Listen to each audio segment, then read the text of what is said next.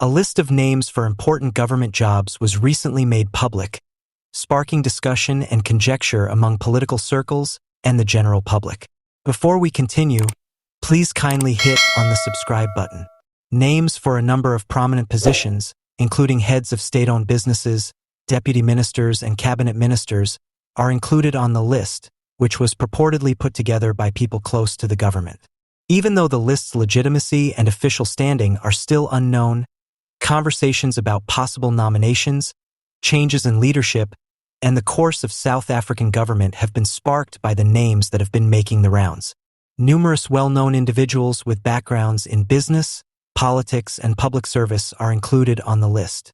Stakeholders and spectators are becoming more curious and excited about the possible cabinet reshuffles, portfolio realignments, and strategic appointments that have been the subject of speculation. Following the appointment of a new president, there is a surge in political activity and anticipation around the publishing of the list. Commentators and analysts are keeping a careful eye on the situation and pointing out the effects of the rumored appointments on public service delivery, government efficacy, and policy agendas. Important stakeholders have contributed to the list with a variety of viewpoints and evaluations, including political parties, representatives of the civil society, and business executives. While some see the rumored appointments as a move in the right direction toward strategic decision-making and leadership renewal, others voice concerns about possible conflicts of interest, a lack of diversity, and the need for open, merit-based selection procedures. Calls for formal confirmation and openness in the nomination process have been louder amid the continuing talks and disputes.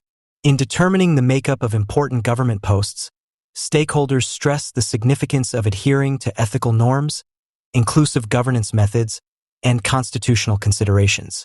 Stakeholders and the general public are waiting for formal statements and explanations from the appropriate authorities, while the rumors around the list of names persist. The ultimate distribution of government jobs will surely influence the political climate and policy orientation of the nation in the next months. A significant delay in the announcement of President Cyril Ramaphosa's new cabinet has been reported by Mail and Guardian News once again, with the source citing internal tensions within the governing African National Congress, ANC.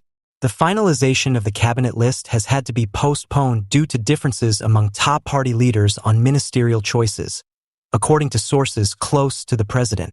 The announcement, which was supposed to happen on Monday, is now expected to happen later this week.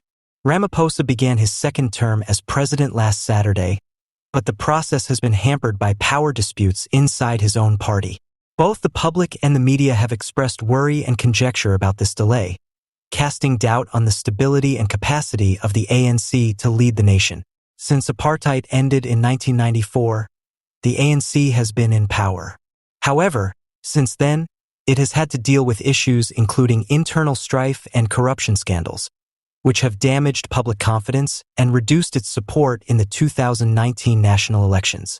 With Ramaphosa's elevation to the party leadership in 2017, changes and open governance were anticipated. His ability to unite the party and forward his reform program is called into question. Nevertheless, given the tardiness of the cabinet announcement, concerns about tackling major national problems including high unemployment, economic hardship, and persistent demonstrations over service delivery are highlighted by the delay in creating a new government. There's hope that the ANC's internal strife will be settled quickly, allowing for the construction of a capable and cohesive cabinet to steer the nation toward prosperity as South Africa excitedly awaits the introduction of the cabinet.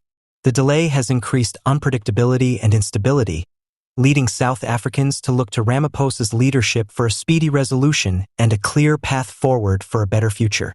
Renowned political governance expert Professor Becky Mngomezulu that President Cyril Ramaphosa's cabinet size be reduced for the seventh government. His position is based on the conviction that government efficacy and efficiency would be greatly enhanced with a smaller cabinet. Mngomezulu thinks that a smaller cabinet will enable quicker decision-making and more cogent policy execution. A more efficient governance system would result from fewer ministers since there would be fewer obstacles in the way of bureaucracy and interdepartmental disputes. This more efficient method may lead to more flexible administration and speedier